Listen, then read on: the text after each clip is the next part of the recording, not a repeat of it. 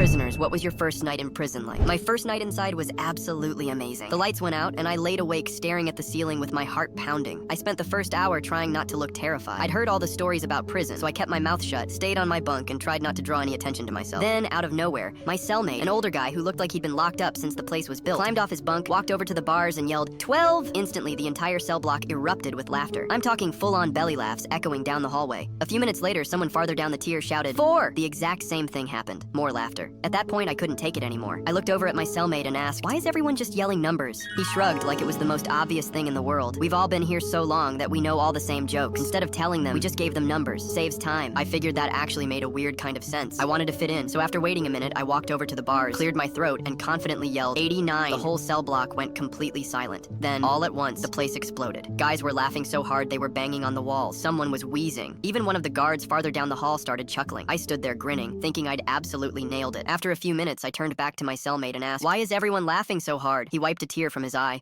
looked at me, and exclaimed, we've never heard that one before.